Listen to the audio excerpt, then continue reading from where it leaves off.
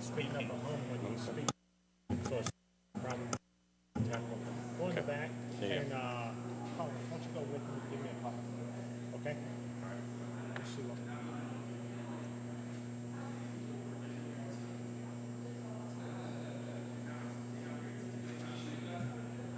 I don't hear it in here. Testing 1, 2.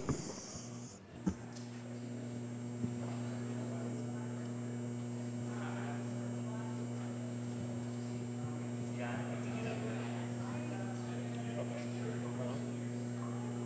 Do you still hear it?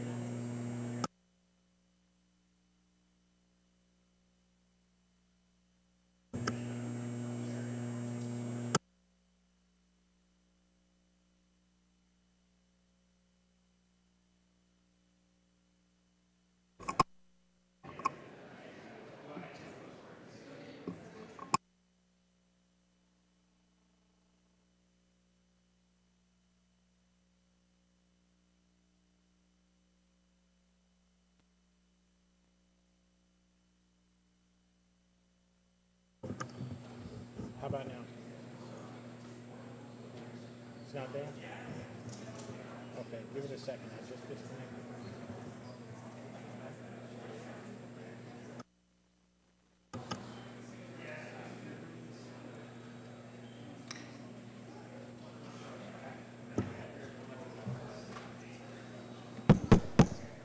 Okay, it's good now? It's good now? Just a loose connection, okay? Yeah, you're good.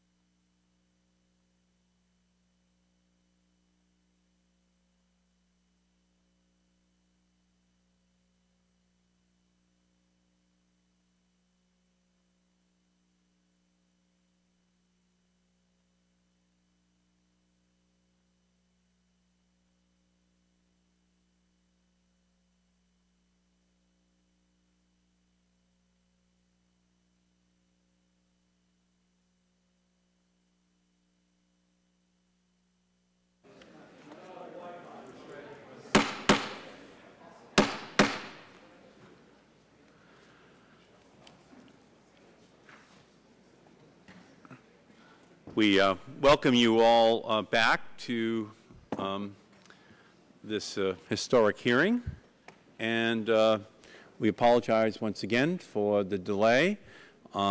We have no control over the length of the roll calls as they're conducted on the floor of the House, but we now are in a situation, since those were the last roll calls on the House floor, that we can now have an uninterrupted hearing with our brilliant witnesses and continue to build out this record on how to handle these very important issues that are facing our country. Let me begin by yielding for our first witness to the gentleman from Pennsylvania, Mr. Doyle. Mr. Chairman, thank you, and it's my pleasure to introduce one of the witnesses we have on our panel this afternoon, Mayor John Fetterman from Braddock, Pennsylvania. Braddock's a community in Allegheny County, and it's Allegheny County's poorest community. This was once a thriving blue-collar town of 20,000 people, and a place where my father spent 30 years of his life working at U.S. Steel. Today, Braddock has a population of 2,800 people. John Fetterman has been someone who's been working tirelessly in his first term as mayor of Braddock and playing a critical role with youth employment in Braddock through green jobs. He's, with the assistance of some foundations, put together urban farming, community gardens. He's been assisting residents in Braddock to create vegetable gardens, and he currently is working on a program where youth will be assisting in the installation of the first green roof in the Mon Valley. He is someone who thinks outside the box and is trying to revitalize a community that's struggling, and is hopeful that what we do today with this legislation will start a revolution in towns like Braddock and get people building things again. So it's my pleasure to have him here today, and my pleasure to introduce him to the committee. Great. And whenever you are ready, Mr. Fetterman, please begin. If you could turn on the microphone, please. Mr. Chairman, Mr. Burton, and members of the committee, thank you for inviting me here today. I'm John Fetterman, and I'm proud to be the mayor of Braddock, Pennsylvania. My testimony this afternoon will be short and straight to the point. I don't pretend to be an expert in economics or energy policy, but I do know what I've seen with my own eyes. The path we are on has failed. In my part of Pennsylvania, we've lost 250,000 jobs in the steel industry in the past decades. Once thriving towns like Braddock are facing economic devastation. Communities and families face desperate times. We need change, and we need it now. For decades, we've watched jobs leave America. For decades, we've heard about the dangers of America's addiction to foreign oil. For decades, we've seen real change blocked by those who profit from the status quo. If there is a silver lining to this current economic crisis, and from where I sit, it's awfully difficult to find one, it is that America may now finally be ready to find a new path and to face the tough questions we've ignored for so long. I believe that new path starts with a cap on carbon pollution. By driving massive new private investment into clean industries, a cap offers us the chance to create jobs. And not just high-tech positions making solar cells or exotic technology, but the kind of blue-collar jobs that could revive a town like Braddock or Akron or Detroit. Jobs making 250 tons of steel or 8,000 parts it takes to make a wind turbine. Jobs making new windows like they do in an old factory in Vandergrift, Pennsylvania, a factory that was shut down but revived to make those very windows. Or LED lights like they make in North Carolina and export to China. Or one of the thousands of other products they will take to build this new energy economy. The government investment in clean energy and recovery in the Recovery Act was a good start, but we will not truly transform this economy until we spur the private sector into action. This nation is full of entrepreneurs, investors, inventors, and steelworkers prepared to jumpstart a true energy revolution. And this will only happen once you pass a cap on carbon pollution. To win the most jobs and the most economic opportunity, we must be a market leader in these new products and technologies. And a cap on carbon in the U.S. will spur our companies to be the early movers in these new markets, supplying solutions at home and selling these solutions across the globe. So I respectfully ask this Congress to please be bold, to overhaul our economy and free us from our addiction to imported oil. I ask you to ignore the scare tactics of the well-funded interest and to answer a call of Braddock to build a new energy future and a new American century with the ready hands of America's workers. Thank you for this opportunity. Thank you, Mr. Fetterman, very much. Our next witness is Paul Sisio. He's the president of the Industrial Energy Consumers of America, a trade association of manufacturing sector companies. Could you push over just a little bit, Mr. Knobloch? That would be great. Thank you. Mr. Sisio, whenever you feel comfortable, please begin. Thank you, Mr. Chairman, Ranking Member Upton. Members of the committee, the Industrial Energy Consumers of America is the only trade association in the United States whose members are exclusively from the manufacturing sector, energy intensive, and cross-sector. Our companies employ over 850,000 employees nationwide. Manufacturing is the only sector of the economy that has a long history of significant investment in energy efficiency. Our greenhouse gas emissions are only 2.6% above 1990 levels, while other sector emissions are up about 30%. We provide the majority of co-generated electricity for the country, which is over 100% more energy efficient than electric utility production. We are leaders, national leaders, in the use of recycled steel, aluminum, glass, and paper, which is also extraordinarily energy efficient. Our products provide the building blocks necessary to grow the economy and reduce greenhouse gas emissions when our customers use our products. We are a model for doing the right thing for business and the environment.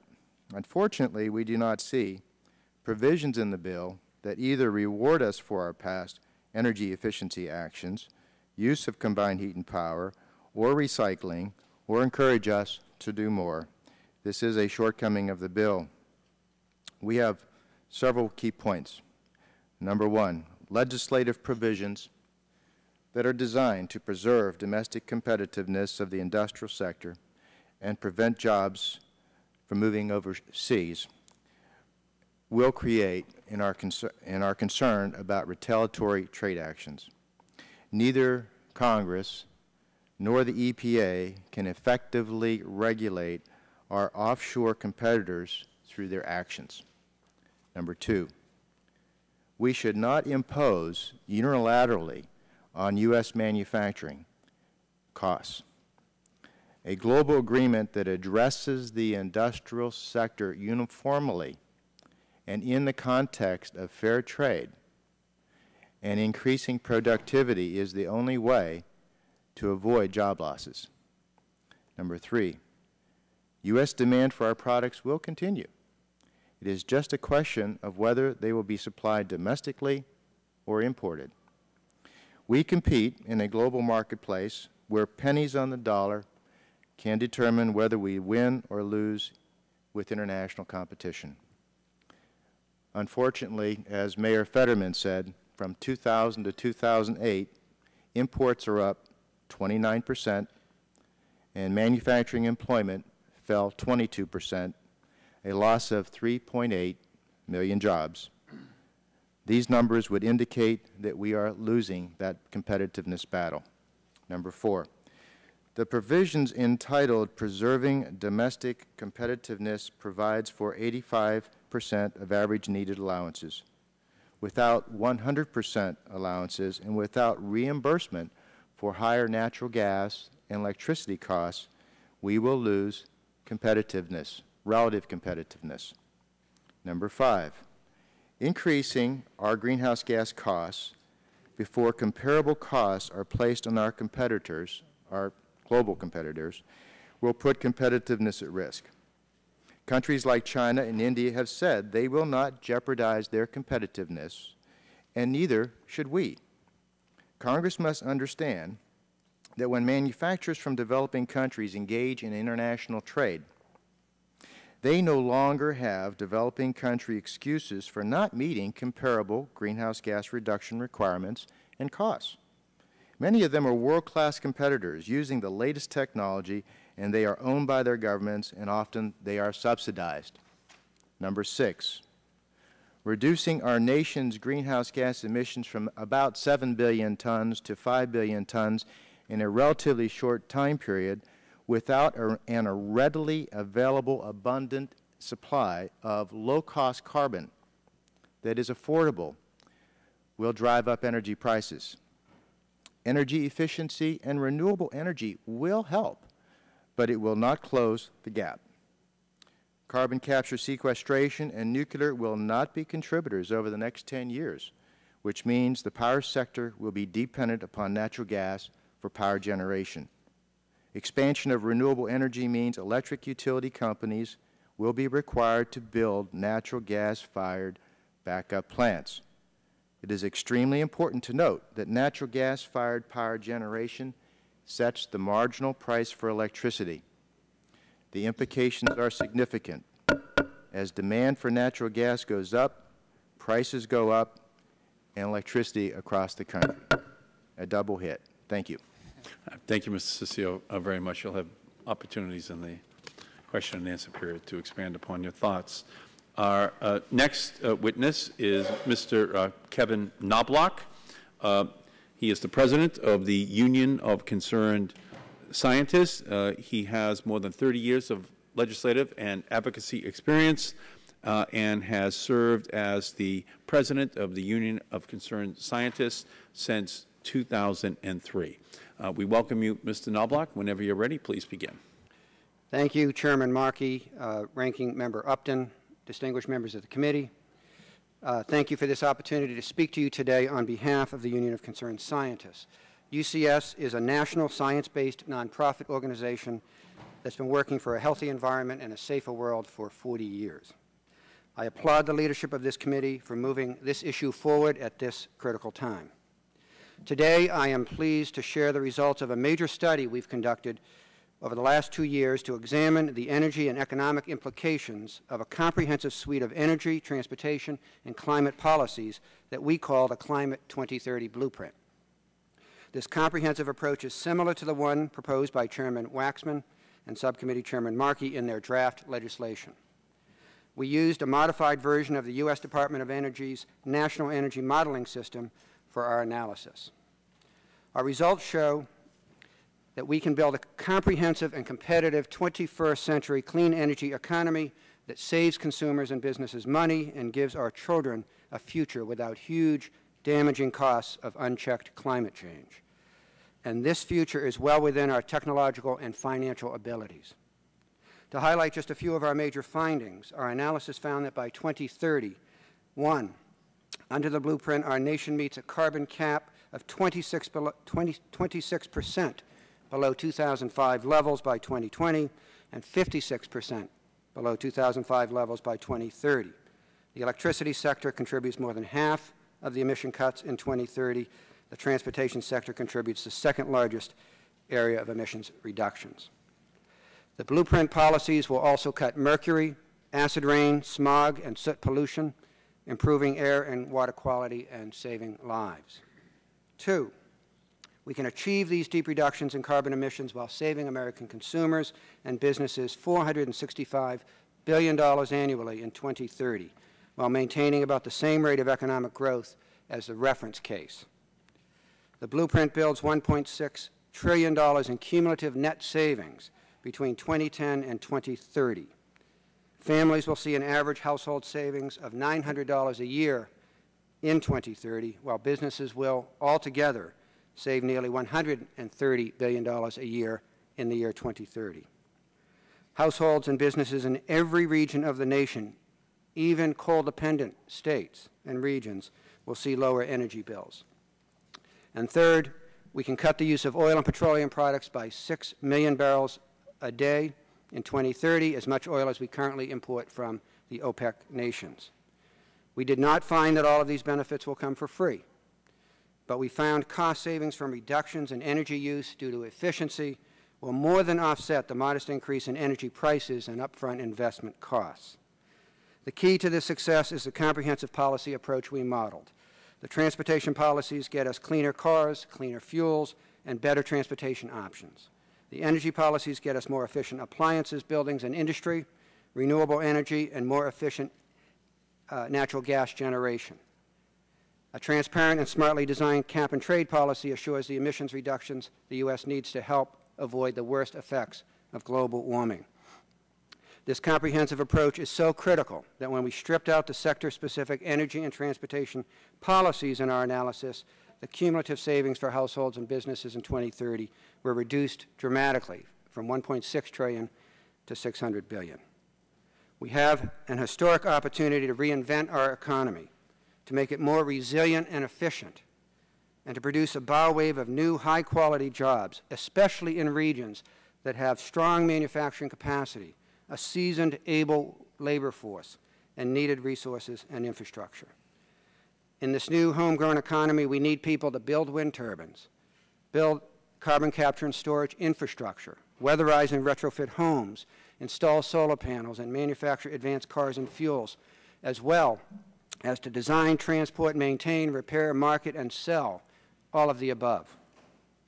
In my travels around the country, I hear a growing call for a new clean energy economy that is designed to also solve large, stubborn problems by reducing our dependence on oil, making us less vulnerable to blackouts, creating jobs, tackling climate change, and improving our families' health.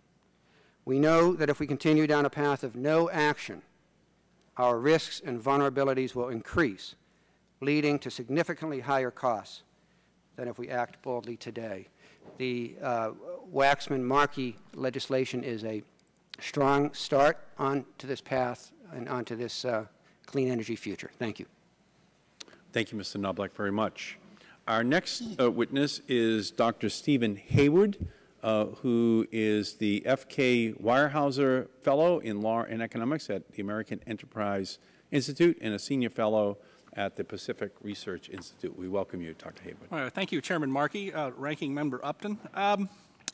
You know, I don't relish being in the role of a naysayer, partly because it goes against my own optimistic nature, and I tend to be something of a techno-optimist. I have a lot of excitement about things I see going on in the areas of energy research and development. Can you move the microphone just a little bit closer? Yep. Yes. That's usually not a problem in my voice. And I'm an optimist about a great many things. However, I do find myself troubled by an awful lot of what I think is sort of wishful thinking and too much, I'll just put it casually, happy talk about the matter. I mean, the last panel I kept hearing that there's nothing but win-win situations out there in the world.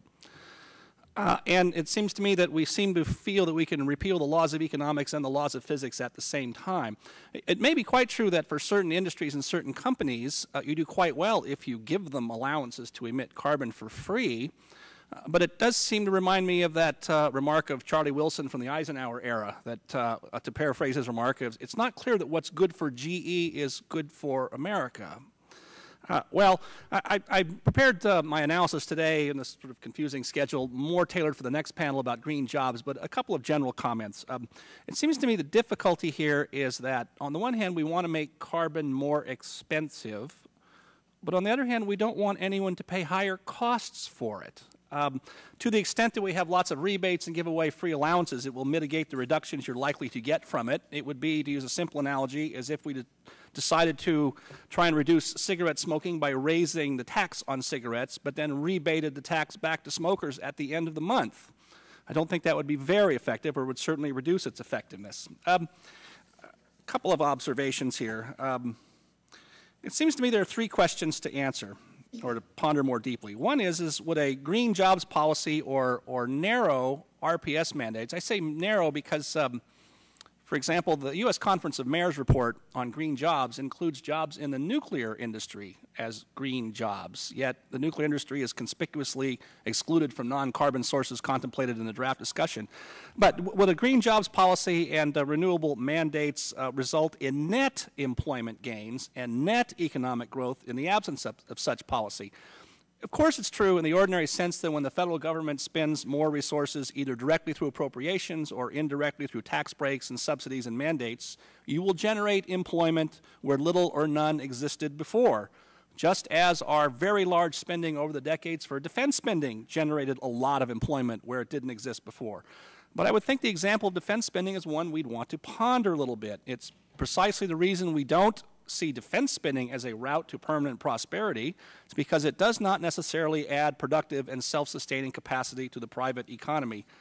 There's a lot of academic literature. I've made some reference to it in the statement I've submitted to the committee, and I won't repeat it all here. A lot of academic literature calling into questions a lot of the analysis and assumptions of the green jobs ideas.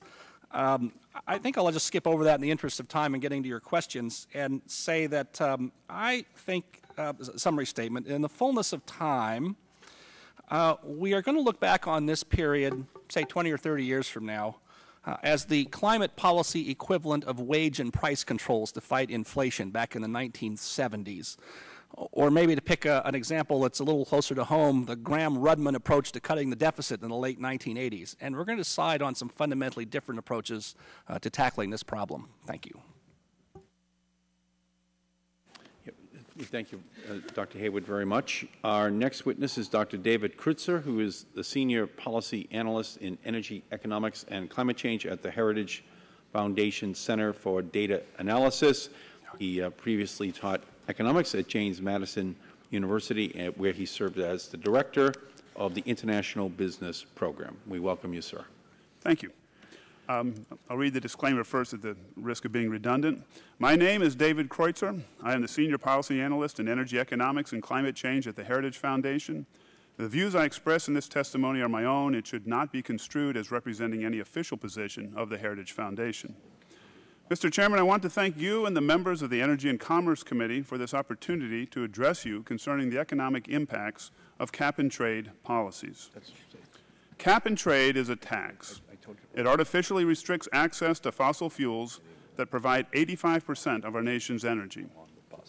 This restriction drives up energy costs, drives down income, and drives jobs away. Today, I will discuss several of the most critical economic impacts. Last year, the Center for Data Analysis at the Heritage Foundation projected the costs of the Lieberman-Warner climate change bill. The emissions target for the Lieberman-Warner bill was a 70% cut by the year 2050. It should be clearly noted that our analysis could only project for the first 20 years, at which point the carbon reduction scheme is only halfway to this 70% reduction goal. The first impact is on national income. Between 2012 and 2030, gross domestic product, the broadest measure of national income, drops by nearly $5 trillion after adjusting for inflation. The second impact is the tax transfer.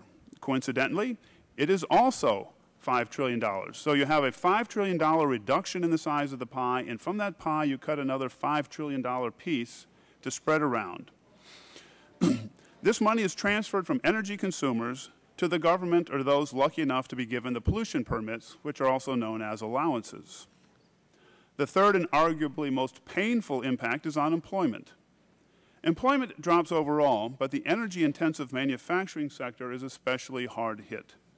By 2030, manufacturing employment loses nearly 3 million jobs because of cap-and-trade's energy restrictions. A map included in the written testimony shows that this impact will be uneven, as manufacturing is relatively more important to the economies of some states than it is to others. Though some of those who lose or never get manufacturing jobs will find employment in the service sector, overall unemployment rises by over 800,000 in some years due to the effects of cap-and-trade. Another point to note is that these job losses are net of any green jobs created by CO2 restrictions. In the written testimony is a copy of a page from the May 1945 issue of Mechanics Illustrated. It shows what we would call a green job in post-war Paris, a cyclist powering an electric generator. This was an imaginative solution to a lack of coal-generated current, done by an ingenious beauty shop operator, perhaps. Today, a human-powered generator could produce about 10 cents of electricity in an 8-hour shift. Now, I don't think anybody's proposing that, but with sufficient subsidies, we could induce people to ride and pedal generators. The problem, of course, is that it moves human labor from producing output worth over $50 per day, and that would be at minimum wage, to producing something worth only 10 cents per day. Yes, we could point to the people riding these bicycle generators and count them as green jobs created, but the overall impact is to reduce economic output by at least $50 per day per person. Energy sources that require subsidies are energy sources that use inputs whose value is greater than the value of the output. Just as subsidizing a cyclist to generate 10 cents of electricity per day will not expand the economy, forcing energy to flow through uneconomic bottlenecks is not a stimulus. Rather, it will reduce income. In summary, we find the first 2 decades of a 40-year program to cut CO2 by 70% will lead to $5 trillion of lost gross domestic product, will increase energy taxes by another $5 trillion, will lead to 3 million lost manufacturing jobs, and 400 to 800,000 fewer jobs overall, even after accounting for green job creation. Thank you very much. Thank you, Dr. Kurtz, very much. Our next witness is Dr. Nathaniel Cohen. Is it Dr. Cohen? Cohan? Cohan. Director of Environmental Economic Policy and Analysis for the Environmental Defense Fund. Dr. Cohan oversees EDF's analytical work on the economics of climate change and helps develop its policy positions on global warming. Formerly, he was an associate professor of economics at the Yale School of Management. We welcome you, Doctor. Whenever you're ready, please begin. Well, thank you, Mr. Chairman, and the distinguished members of the committee for holding this hearing. I'm very honored to be here today. The climate crisis is our responsibility, and it is within our power to address it. We can easily afford strong action. What we cannot afford is more delay. The catastrophic consequences of unchecked climate change may seem remote, but they will happen within the lifetimes of my children and grandchildren. If we fail to address this problem, we must be willing to tell our children we could have addressed this crisis for a little over a dime a day per person, but we chose not to. My message today is simple. The most expensive climate change policy is not having one at all. The economic costs of unchecked climate change are real, and they will be severe. Fortunately, the best available economic analysis shows that the U.S. can easily afford the pollution cuts necessary to solve this problem. In my written testimony, I present results from a range of economic forecasts published last year by government and academia, analyzing earlier proposed legislation. Just yesterday, though, the Environmental Protection Agency released new results that specifically analyze the draft legislation released by this committee. And I'd like to highlight some of those results for you now. First, EPA's new analysis shows that our economy will grow strongly under the proposed bill before you today. Their study estimates that if Congress passes climate legislation this year, U.S. economic output will be 71% larger in the year 2030 than it is today. The difference between that amount and what the analysis estimates will happen if we do nothing about climate change amounts to 0.5% to a little over 1% of GDP in that year 2030. To put that in perspective, if the American economy will reach $23 trillion in January of 2030 if we do nothing to address climate change, it will get there by April or June at the latest with a carbon cap. Now, so far I've been telling you about the cost of climate policy, the estimated cost compared to business as usual. But in reality, the business as usual scenario in these models doesn't exist. It's a fantasy land in which there are no economic costs of unchecked climate change. And we all know that there's no such future. So these models that I'm talking about just look at one side of the ledger, the costs of action, but not the benefits of avoiding avoiding climate change and its consequences. So still looking at that one side of the ledger, what are the costs for the average American family? EPA gives us a clear sense of what those are likely to be, and they are small. The average estimated cost to households in the year 2015 is just $14 to $75 per year, in that year in present value. That's 4 to 21 cents a day over the entire life of the bill. The annual cost is just $98 to $140 per household. That's 27 to 38 cents a day for the average American family, or 11 to 15 cents a day per person.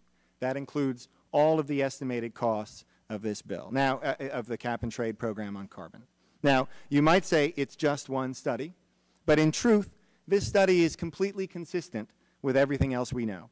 As my written testimony describes in detail, the consensus among credible economic analysis is that the American economy will grow robustly while cutting carbon pollution and investing in a clean energy economy.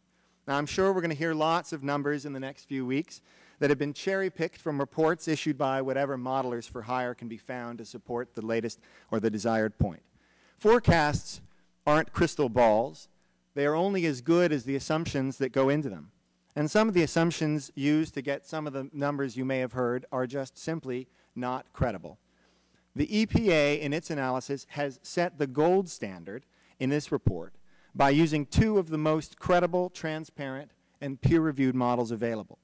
And the bottom line from that analysis is that for around 13 cents a day, and I brought 13 cents with me, around 13 cents a day, we can solve climate change, help get our economy off foreign oil, and invest in a clean energy economy. As I said in the beginning, the climate crisis is our responsibility, and it is within our power to address it.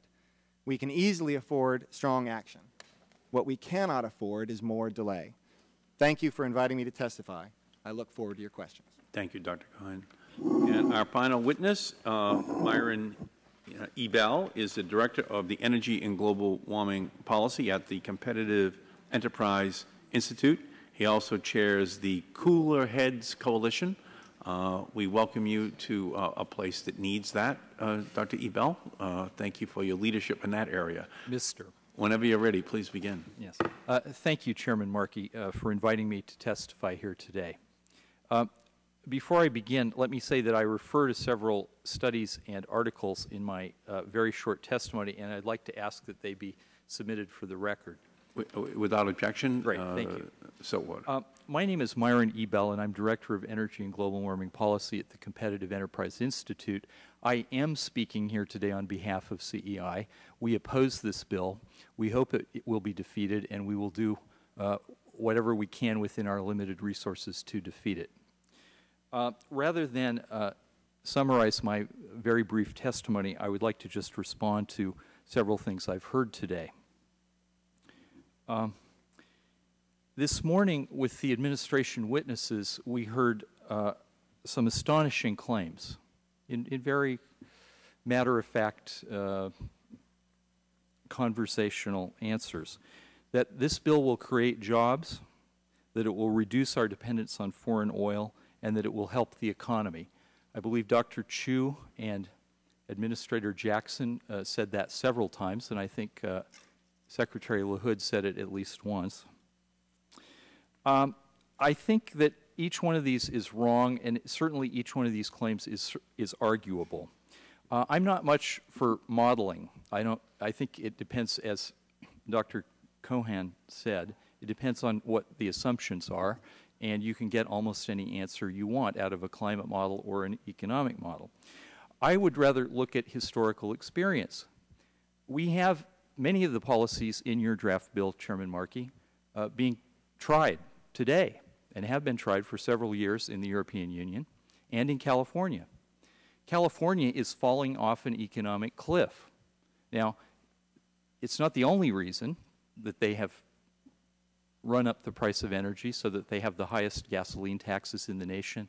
They have a shortage, a continuing shortage of refined gasoline, that they have among the highest electric rates in the nation, comparable with yours in Massachusetts. But it is one of the reasons that their economy is falling off a cliff. They used to have a very substantial energy-intensive manufacturing sector. They used to produce aircraft. They used to produce armaments. They used to produce a lot of automobiles. They used to have a steel mill and an iron mine. All of that is gone. Now, that has made them less carbon intensive. They don't produce as many emissions, but they still consume all those things. They just buy them from out of state. Somebody has to still produce stuff. So I am very skeptical of these claims. Now, the second panel from the U.S. Climate Action Partnership, and I have some very harsh things to say about the members of the Climate Action Partnership in my testimony, it seems to me that these are guys on the make. They want to get rich off the backs of American consumers, and they want you to enable them to do it. And I would urge you to take a step back from the astonishing statement in your executive summary, which the committee put out on this bill, that says that this Title III, the Cap and Trade Program, was designed to conform to the recommendations of the Climate Action Partnership. And I would also ask to submit for the record, and I'm sorry he's not here, a letter from Chairman Waxman in 2004 to the administrator of the EPA complaining about this very thing when it was revealed that an EPA rule had been written with the cooperation of outside businesses and their lobbyists from a well-known D.C. law firm. And I think Chairman Waxman was exactly right then, and I would hope that you would think this over again. Now, Mr. Rogers said that this will all work if we have a well-designed program. I would like to ask you, in your experience, how many government programs that have been enacted in your time in Congress have been well-designed? I would just like you to keep that in mind as you consider this enormous, huge hit on the American economy and how easy it will be to design it so that it's well designed. I just can't see it. Now, Mr. Barton asked, and since he isn't here, I will answer his question, do you favor 100% auctioning? Would you still favor this bill? Well, I will still oppose this bill, but I do favor 100% auctioning. I think that 100% auctioning of the rationing coupons removes a tremendous amount of the opportunity for gaming the system, con games, and corruption. And so I would encourage you all to vote for an amendment that would have 100% auctioning. Thank you very much. Thank you, Mr. Ebell, very much. You hit the number right on the minute. Let me turn now and recognize the gentleman from Texas, Mr. Gonzalez, for a round of questions. Thank you very much, Mr. Chairman. And I wasn't going to ask Mr. Ebell any question, but where did all those jobs go that left California? You know, I think most of them went either abroad or to the heartland states that have lower energy prices, lower taxes, a less stringent regulatory atmosphere, and have, you know, I remember when Dr. John Christie from the University of Alabama at Huntsville testified, I think before this committee, and he said, you know, California used to have a vibrant auto industry, but in 2008, more automobiles will be assembled in Alabama than any other state. We have workers who want to work, and we have lower Mr. Ebell, the reason I ask is, look, this is the obvious, and we go round and round on these things, and I really don't get something as fundamental as why some jobs leave certain areas. Sometimes it's just that there are certain concerns that are addressed in certain areas that may not be in others, and it increases the cost of labor, such as fair wages, a living wage, safe working conditions, small things like that. I'm sure this country could still be incredibly productive at incredibly low cost had we maintained something like slavery, or maybe just forgotten about child labor, or safe working conditions, or minimum wage. There's all sorts of ways to reduce cost. I would like to think that we have matured and developed as a country, where sometimes we just do that which is fair, equitable, and right, even though it may increase the cost. And I think there's a fundamental philosophical difference, I think, that's going on here. But let's just get to the matter at hand. Dr. Cohen and Dr. Crutzer, the only thing that you all share is the first letter of your last names, because obviously it seems, Dr. Crutzer, you simply don't believe that there's a need to act on greenhouse gas emissions. Would that be a fair statement? I want to start off with that. I mean, I really want your honest answer, because I thought we debated that, I thought we were past it. But if that is your premise, then it goes to the very heart of maybe some of your opinions. Do you believe we should be taking any action on reducing greenhouse gas emissions? I can only talk about the ones that are being proposed in this bill and elsewhere. No. Well, let's forget about this bill. Should we be addressing it in any form or fashion? If it's free, yeah. Okay. Well, why not? But it's not free. That's the problem. So what would be the alternative? Dr. Cohen said that this bill would solve the climate change problem. It doesn't even come close to having All right, so a you're noticeable just, impact. It's the approach that you object to, but you believe, as your colleague next to you believes, that truly greenhouse gas emissions truly pose a problem, and one that needs to be addressed. I don't think there's enough evidence to say there's catastrophic problems coming down the road from greenhouse gas emissions. All right. All right. You know, there will be some increase in sea level. There'll be some without man-made greenhouse gas emissions rising. There'll be some when we cut it back by 70% or 80%.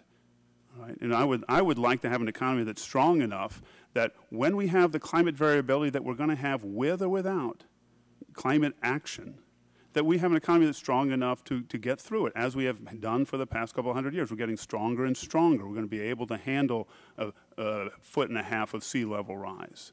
And we are not going to stop it with this bill. And that's the problem. It's huge costs, very little benefits. And I wish this committee would look at what is the benefit. This isn't denier math, this isn't flat earth math, this isn't man never went to the moon math. The IPCC says that a doubling of CO2 emissions will lead to a 2 to 4.5 degree increase in world temperature. The EPA, looking at the Lieberman-Warner bill, said that bill would lower greenhouse gas emissions from about 719 parts per million to about 695. That's a 0.1 to 0.2 But what degree. you're saying is we have plenty of time, and whatever is inevitable is something we could handle along the way as long as we have a strong, robust economy. Now, if you were wrong, what might be the consequence of too little, too late? And would you be able to even address the adverse effects at a later date? We would be able to address that at a later date if it becomes clear. That's when I want to go to Dr. Cohan. Do you agree with any of those basic premises? One, that it really doesn't pose a danger. We don't need immediate action. If, as, and when, we'll be able to deal with it. It won't surprise you to know, Congressman, that I don't agree with those premises. I think I'm not a scientist, but I read the science and I talk to scientists, and I think the science is clear that if we don't do anything about climate change, the consequences will be catastrophic, that unchecked climate change is going to lead to severe and real economic damages. I mean, Dr. Kreutzer says that addressing it won't be free. The thing that won't be free, the thing that's really going to cost us, is the damages from climate change if we don't do anything about it. This is a problem where we're not taking account of those costs at all in what we're doing right now. And that's the most important problem that we have to solve. Now, this is a global problem, and this is a problem that will require concerted international action to address. But the U.S. is part of that community, and we need to take the lead, and that's what this bill would do. Okay. Thank you. The gentleman's time has expired. The chair recognizes the gentlelady from Tennessee, Ms. Blackburn. Thank you, Mr. Chairman, and thank you all for your patience today. This has been absolutely fascinating to listen to and to hear the different opinions. Mr. Ciccio, I think I want to start with you because I appreciated what you said. We should not jeopardize our competitiveness. Well, absolutely. We shouldn't. Our organization and our companies have done an incredibly great job of continuing to reduce their energy consumption because it makes us more competitive. And higher costs are okay, but you've got to have higher costs on our competitors overseas or we lose the jobs. Well, and I'd like for you just to touch on what you think the electric industry will do to achieve efficiencies and meet the renewable electricity standards that are in the proposed legislation, how you balance that and how we still remain globally competitive with goods.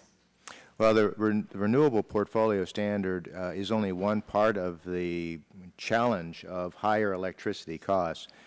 For one, paper companies, which are some of my companies, use renewable energy, the biomass, as a raw material feedstock. And if electric utilities are utilizing that to meet the standard, it could put the paper industry out of business. Okay. but states are endowed with different renewable resources, and that's why our view is that that is the decision that should be made at the state level, where they know how much renewable resources are available and at what cost. And can make those appropriate adjustments. Yes, ma'am. Mr. Kreutzer, when I was talking with Mr. Chu and questioning him earlier today, I asked him about the 25% standard and working toward that by 2025, and he said it was going to be easily achieved. So do you agree or disagree with that? Well, it's going to be costly. We actually, in our analysis, we gave that away. We said, let's assume that all of the renewable standards set up by the states can be met at reasonable cost. So when we did our analysis of Lieberman Warner, this very difficult to achieve standard, we said we're going to meet that. Still, $5 trillion worth of lost GDP in 20 years, $5 trillion worth of energy taxes, 3 million lost manufacturing jobs. All of that was even though we assumed we could meet the renewable portfolio standard that was a little bit less but close to 25%. Okay. Mr. Hayward, when I had talked with Secretary LaHood, I asked him about, and then subsequently Mr. Chu, about the low carbon fuel standard and the effect on prices at the pump. And as we look at transportation fuels, and will it lead to greater or lessened dependence on foreign oil? Those are two issues that we hear a lot about from our constituents. They're concerned about the dependence issues. They're concerned about the price at the pump. So as you look at the low carbon standards, what do you think? Oh boy, I have a hard time making up my mind about that because there's so many moving parts. I mean, one of the big problems to try and solve in transportation is how do we have a portable fuel? I mean, that's why we want gasoline or diesel or biofuels or something. You want something to put in a tank or an energy supply for a car. So we talk a lot over the years about hydrogen. We're talking about plug-in hybrids with much bigger battery capacity. We're talking now about biofuels from algae is being talked about. The difficulty here is once again, if the government tries to pick winners, you may actually clog up the market for innovation. I don't know that anybody's really happy about the way the whole ethanol business has gone, including most environmentalists. But yet, we're kind of path dependent on that now because you have a lot of powerful interests who don't want to change the program there. I think it's a good example and case study of how you can actually retard progress. So. You know, I try to keep an open mind about that, but that's, I think, very hard to predict how that's going to Well, but my constituents say, is this going to cost us more, or is it going to save us money? So where do you think that's going to come down? In the short run, it's going to cost you more, I expect. Cost more. Long run, I don't think anyone can say. Thank you. I am out of time, Mr. Chairman. I've got a couple of other questions. I will submit those. And we will ask the witnesses to respond in writing to those questions. The gentlelady's time has expired. The chair recognizes the gentlelady from California, Ms. Matsui. Thank you, Mr. Chairman. Mr. Chairman, I saw a recent analysis from Mr. Knobloch's group that stated some interesting facts. In 2007 and 2008, more wind power was installed than in the previous 20 years combined, and more than 70 wind turbine component facilities opened, expanded, or were announced. The renewable energy standard, electricity standard that this legislation contains is an economic engine for the future. According to the Union of Concerned Scientists, an RES will create 297,000 new jobs in renewable energy development. A robust RES will drive investment to the tune of $263.4 billion in cities and towns across this country. We can achieve these economic benefits even while taking the equivalent of 45.3 million cars off our roads. Mr. Knobloch, in my hometown of Sacramento, we are attempting to create a center of clean energy technology that will drive our local economy, and I visited a number of these new regional companies when I was back home last week. With this background, I'm interested in hearing your thoughts on the job creation components of this legislation. Can you expand a bit on what types of jobs will be created with this legislation? Thank you, Congresswoman. You know, the great thing about the renewable electricity standard debate is that we're not dependent on modeling. We can look at the 28 states that have adopted a renewable electricity standard, and the success of that policy has been tremendous. At least half of those states have gone back before before the time limit for the increased percentage of renewables and increase the percentage because they were doing so well. A state like Texas, years ahead of the time frame, went in and doubled the amount of renewables that they would expect from that policy, and now Texas is, of course, the national leader in wind power and has 3 times the installed wind electricity of the state of California. And you can also look to before there was any renewable electricity standard policies, the renewable sector was floundering. And so here, what happened was that government came in, set a standard, did not pick winners and losers, technological winners and losers. It did define what is renewables. And there are some very legitimate debates going on as to what belongs in there. Now, some opponents of this legislation argue that new jobs would only be created because other jobs would be lost. In the case of RES, is this a zero-sum game when it comes to jobs, or are there hundreds of thousands of jobs it creates going to be on top of the existing job figures? Well, this analysis that you're referring to, which is not part of our blueprint, it was separate analysis, showed that the renewable sector, that a national renewable electricity standard would create 3 times the number of jobs that would be created in the same time span in the fossil fuel sector. So it nets out positive when it's well designed. When you listen to any kind of jobs analysis, you want to be sure that there's a control for what's happening in the economy already, and get your arms around that. But we're quite confident that whether it's you know, the steel workers in Pennsylvania who got laid off and are now building towers for wind turbines, truckers, people who pour concrete, people who design wind turbines and the associated machinery. There's dozens of different job disciplines that go into making this technology. I'd like to turn to something that is really something in my district. I represent the most at-risk river city in the nation, in Sacramento, and studies have seen that the Sierra Nevada snowpack could disappear under a business-as-usual scenario. So that represents great challenges to my district. This is to Dr. Keohane. With this in mind, will you please expand on the point you made in your testimony that the threat from water-related impacts of climate change could be in the billions of dollars? Absolutely. That was a quote from a study that Frank Ackerman at Tufts University did as part of just looking at 4 analyses or 4 types of impacts on the United States, one of them being increased water scarcity. And when they added up all those 4 analyses, or all those 4 costs, the other were increased energy costs and coastal flooding, which is important in other areas of the country, and also increased hurricane intensity. They got hundreds of billions of dollars in costs from unchecked climate change. That's what we would pay in business as usual. That's why I said it wasn't free not to do anything about this, and that's just from those 4 costs. That excludes a huge other number of damages. So that's that kind of concern. That is going to be, the water scarcity is going to be relevant to the American West, and there are going to be other concerns that are relevant to other parts of the country. Well, thank you. I see my time is up. The gentlelady's time has expired. The chair recognizes the gentleman from Michigan, Mr. Upton.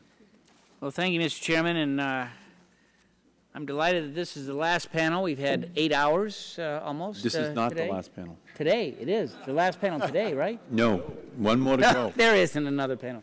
There's not another panel. There is? There is.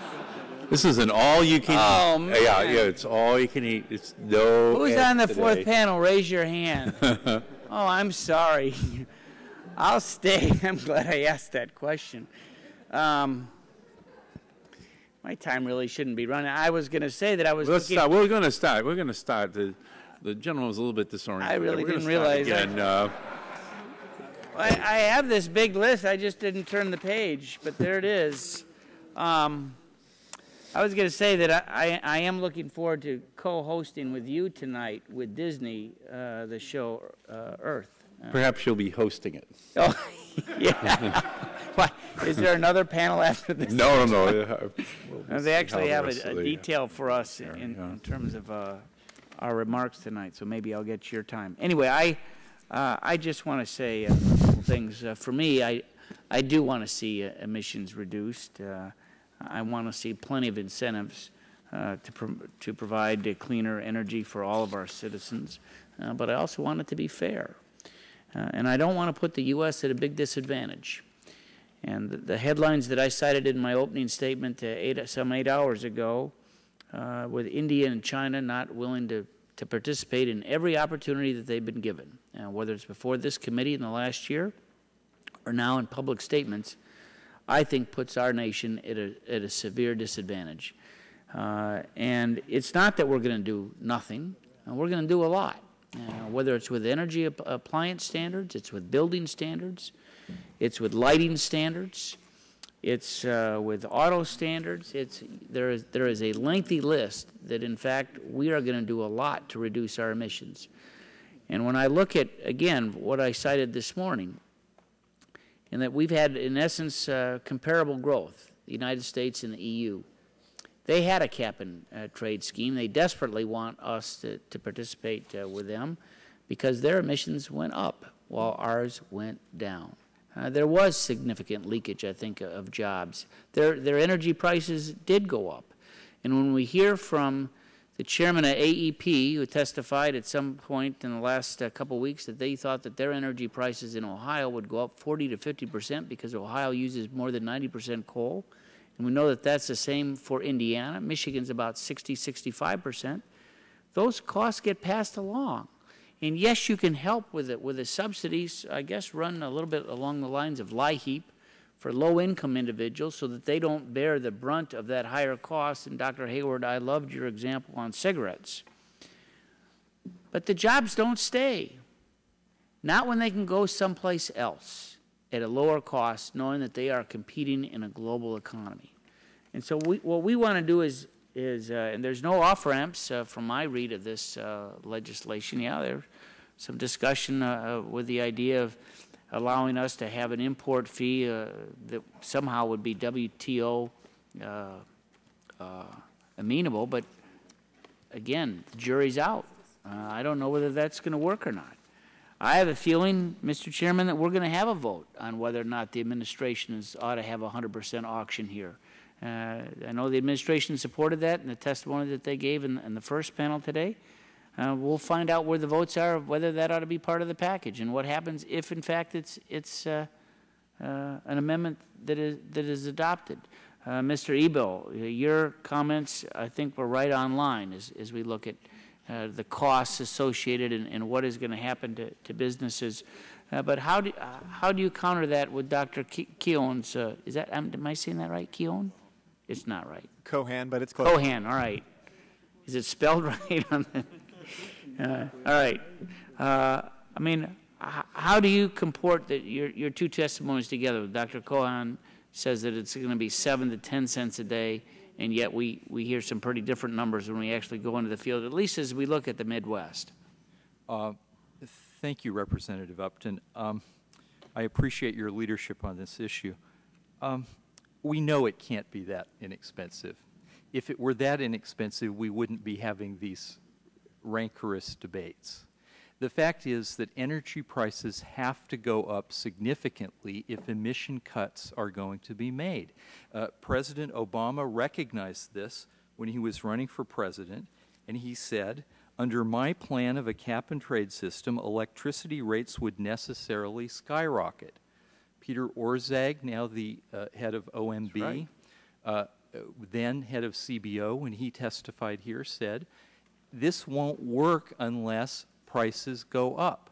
In the European Union, there has been tremendous consternation about the price of the rationing coupons because they yo-yo up and down, and the people who want to who are actually serious about making emissions cuts keep pointing out that the price has to stay up in order to force emissions down. When it keeps yo-yoing up and down, nobody has an incentive to reduce their emissions because they're going to hope that they're going to get some cheap rationing coupons, you know, if not this month, next month. So I just think it is beyond believability that this is going to be inexpensive.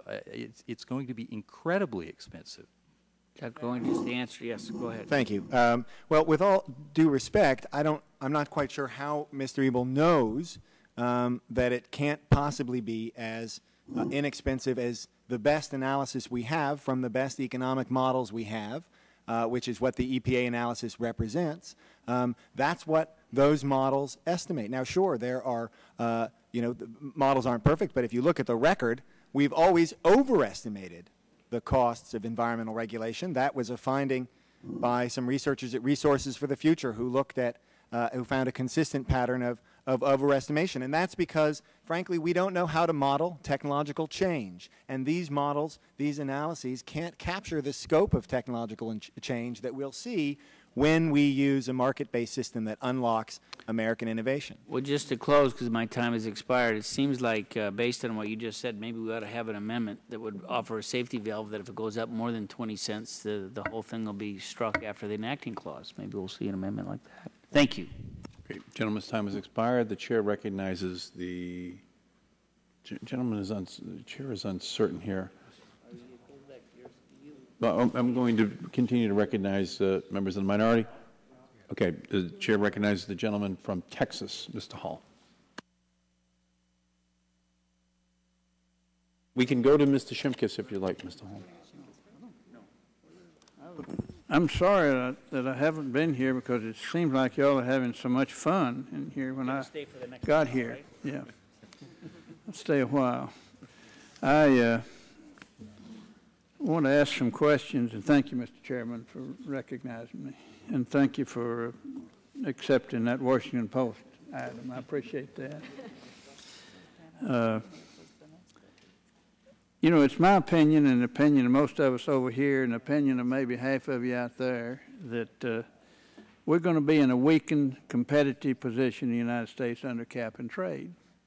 I believe it deeply and have a lot of reasons to believe it, and you all are in responsible positions and know more about your business than I know about your business, but I know your businessman successful or you wouldn't be here. So I just can't see why you can't understand, if you don't understand, why we wouldn't be in a weakened competitive position under cap and trade as it's written here. I have the chairman is a good friend of mine. I like the chairman. We elect one another, I think. I criticize him in his district, and he criticizes me in mine. But we have a mutual understanding, and I respect him. I really do. And he's funny. But China, under the Washington Post, China hopes climate deal omits exports. Now, this ought to tell you how China thinks. And they're one of the big players. They're the big player in this other than us. And if they don't play, and I mentioned this morning, it's a little bit maybe simple, but when you go to Walmart or Sears or your wives go to Neiman's or anywhere, you're going to see a machine as you on your way out that you got to go buy that machine. It's called a cash register, and you have to pay, and somebody's got to pay. And China has never indicated in one instance that they want to pay their share. And they're polluting the air, as we said here today. And I think I read the other day where about every sixth day they open a plant that is not conducive to clean air. And I'm very pro-coal. I'm pro-nuclear. I live in Texas. We're fossil fuels there, and I don't know how we're going to do away with fossil fuels. Of course, we have to have technology and continue to pursue cleansing. Anybody in their right sense knows that. But anybody that thinks we can just overnight do away with fossil fuels is just dreaming. They're just thinking, and it would be wonderful. But that hadn't happened, and elements here in Washington and around the country have fought us drilling offshore, fought us drilling off the coast of Florida, fought us from drilling up in Anwar, and we don't even have to have any help from anybody else. We have plenty right here at home if we could just mine it, and we should have, but we haven't. So we find ourselves in a position where China, one of the big players, not only won't agree to curtail their polluting the skies, but I think they're insolent enough to indicate, and I'm going to read you a little bit from this Washington Post deal. It says, countries importing Chinese goods should be responsible for the heat-trapping gases released during manufacturing, a top Chinese official said yesterday. That was Ling Gao. I don't know if that's the right pronunciation, but that's the way it looks to me. Anyway, he is the climate change, he directs the Climate Change Department at the National Development and Reform Commission. So he's the top guy, so far as I know, over there. He's their top climate negotiator. And he said that, and he said, as one of the developing countries, we're at the low end of the production line for the global economy. We produce products, and these products are consumed by other countries. This share of emissions should be taken by the consumers, but not the producers. They're not even willing to pay for their own emissions. Now, please take that into consideration when you make your decisions. So I'd ask this question, what evidence do, and I'll begin over here, Mr. Ebell, I can't see that far, but Mr. What the hell's his name? Ebell. Mr. Ebell. That's what I thought it said, but I couldn't pronounce it. What evidence does USCAP have that China and other developing nations will not take strategic advantage of what will be a weakened competitive position of the United States under cap and trade?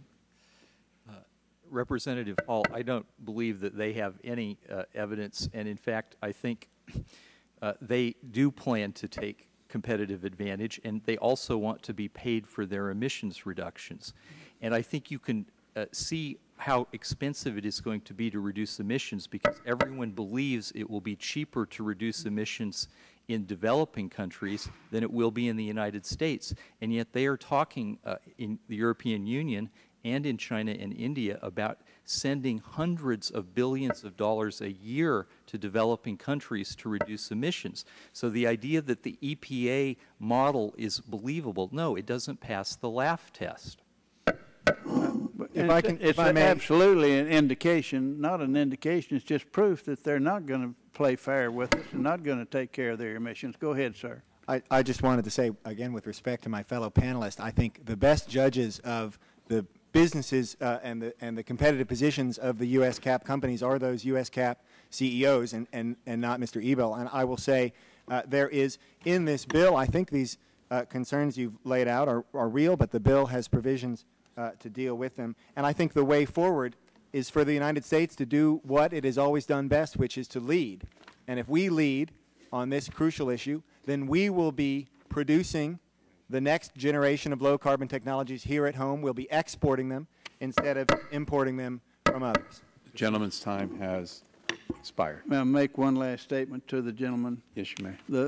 The taxpayer, the cash register that I spoke about in all of these countries, China, Russia, they're going to walk, you're going to allow them to walk right by the cash register and leave it to the children that are unborn today, taxes to fall on their backs. I don't believe you really want to do that.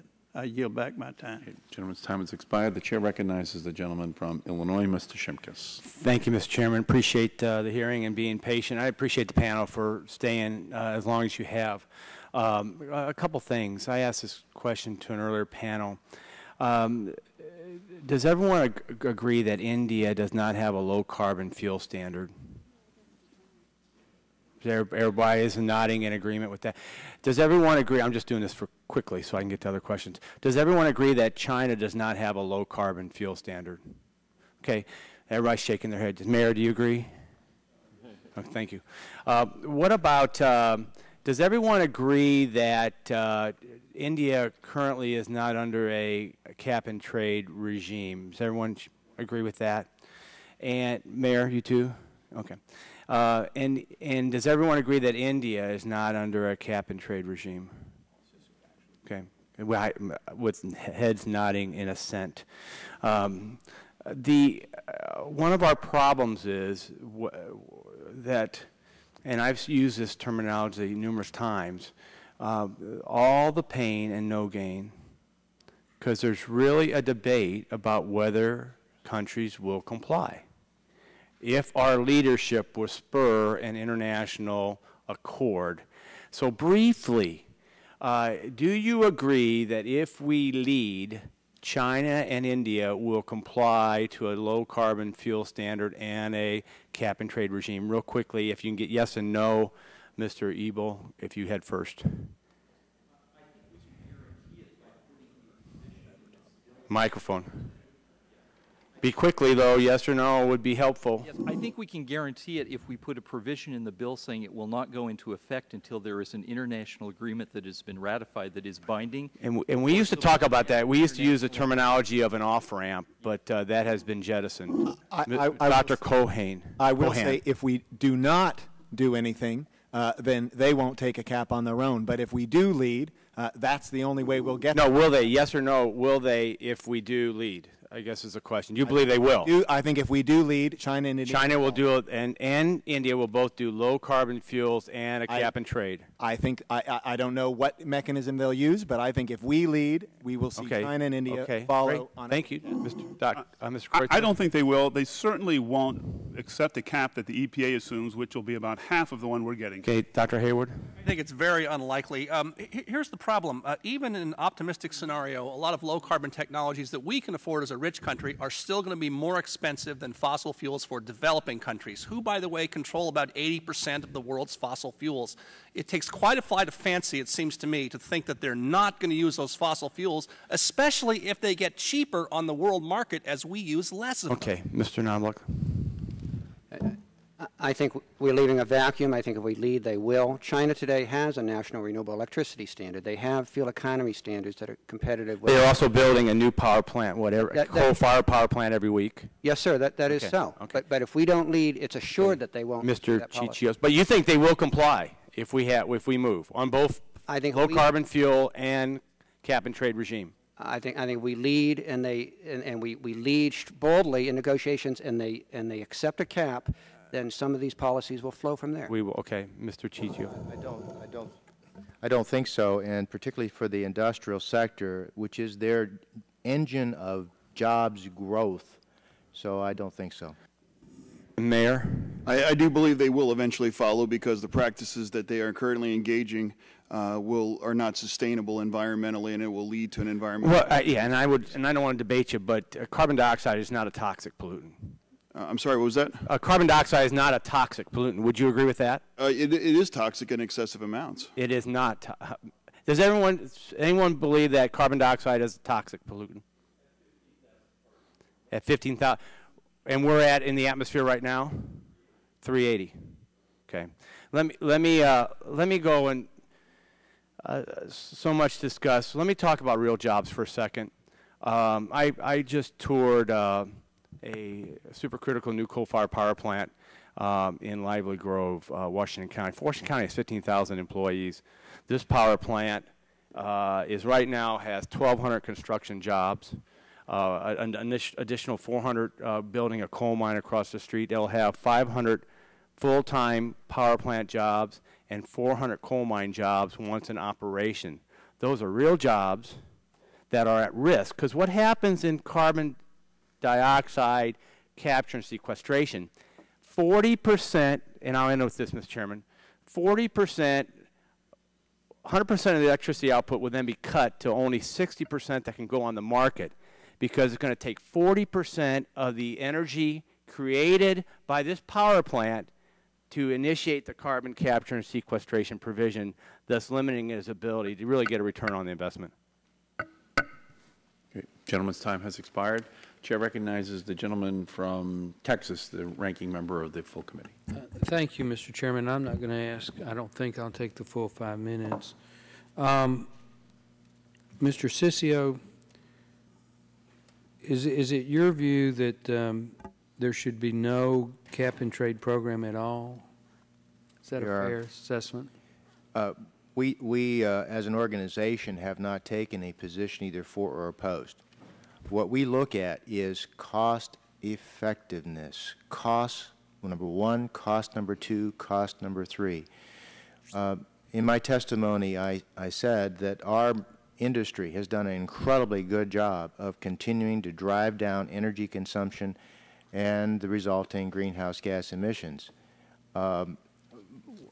We do not support policies, any policy, a cap-and-trade policy or any other policy that is not cost-effective. Well, then let me ask it a different way.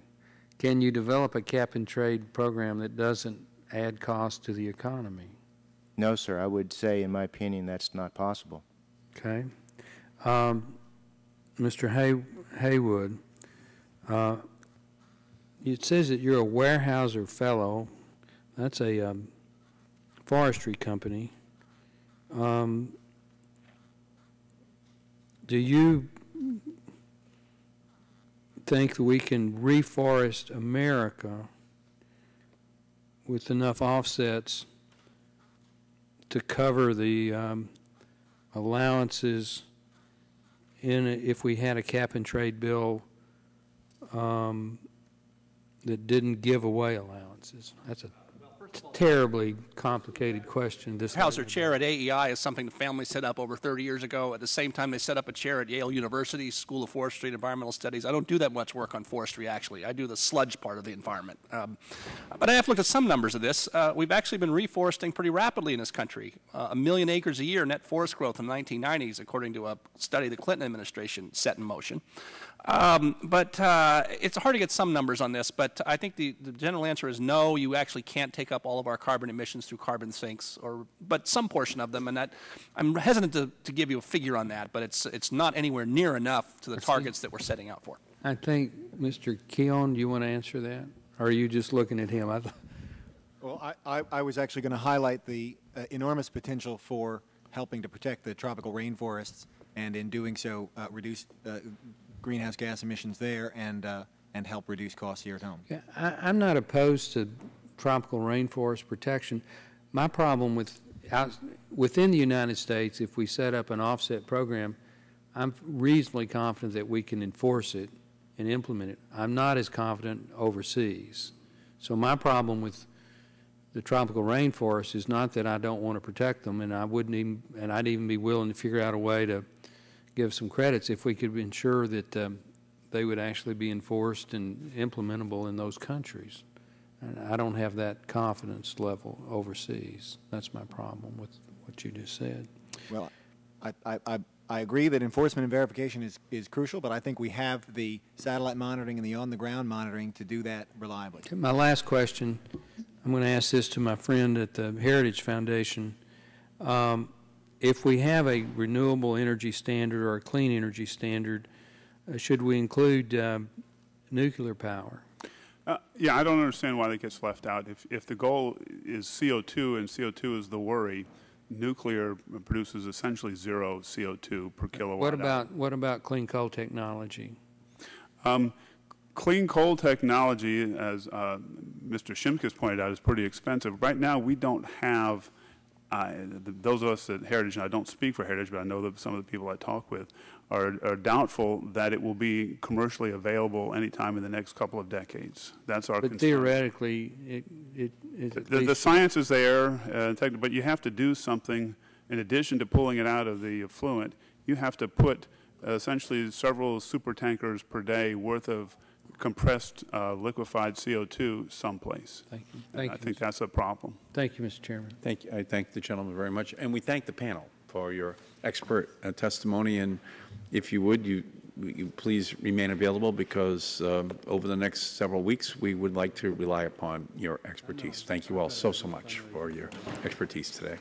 And we are going to now ask the next panel to come up to testify as well before the panel.